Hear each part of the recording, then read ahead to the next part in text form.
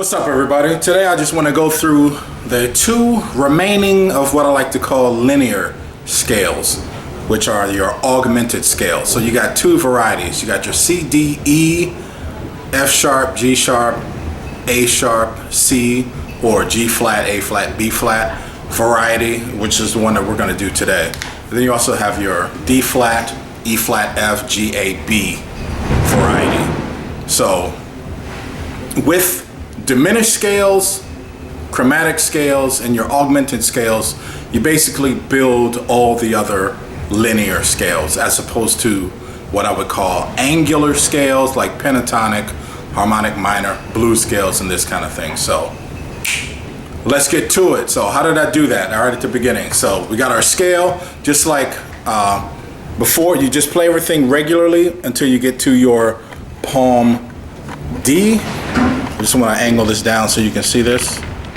So you get to your palm D, and then when you get to palm E, this is where I do the substitution. So for palm E, I finger that exactly like E flat. I've shown you this one before in my other videos. You just overblow it and then you get an E natural. So palm E natural, overblown E flat. That's the one that I use for that note. And then F sharp, I use the split F, just 1, 3, and 4, just like F with the 2 finger up. Split in my terminology means the fingering with the 2 finger up. And since I already have the E flat key down, I just leave that down.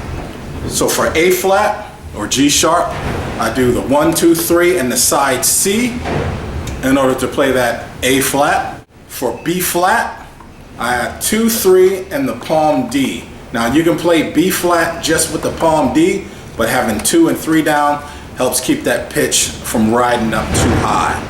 So I know there's a lot of background noise. I won't be able to edit that out, so sorry about that. But and then when we get to C, I use 1 and 4. Normally I teach that Altissimo C just like split F, but in this case I usually use 1 and 4, or what is commonly known as 1 and 1 B flat.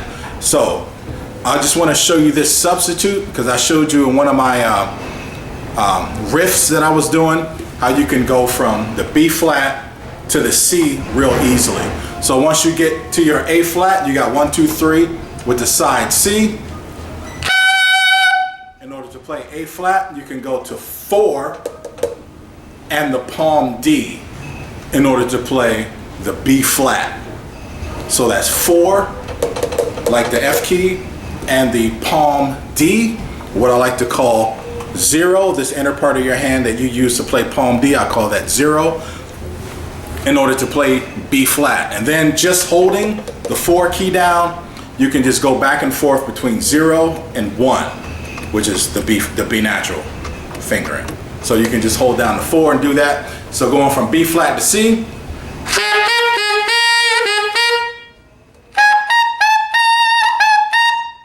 so that's another way that you can do that. So from there and up, I go from 1 and 4 in order to play the C.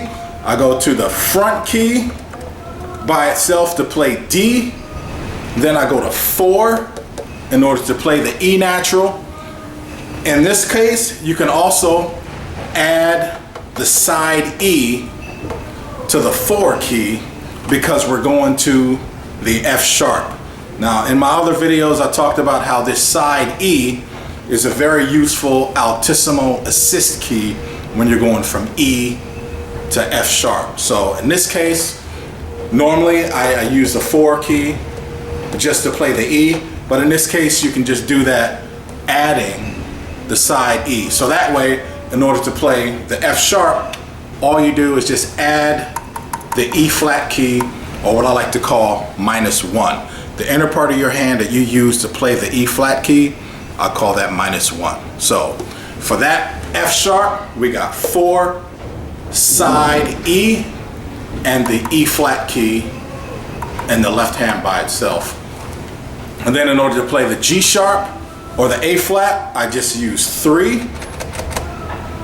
And then for B flat, I use a vented G sharp, which is just like G sharp, with the first finger up. So you got 2, 3, and G sharp key in order to play the B flat. And then for C, I got the front key.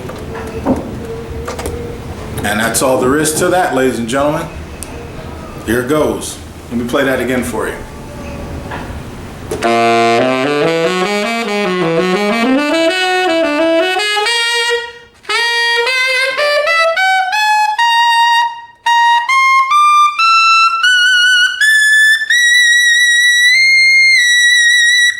And if you want to throw that D on there, that's right at the top, back to C, I use 2, 3 by itself. So it's just like a vented G natural finger. So there you go. Stay tuned. I'm going to keep them coming.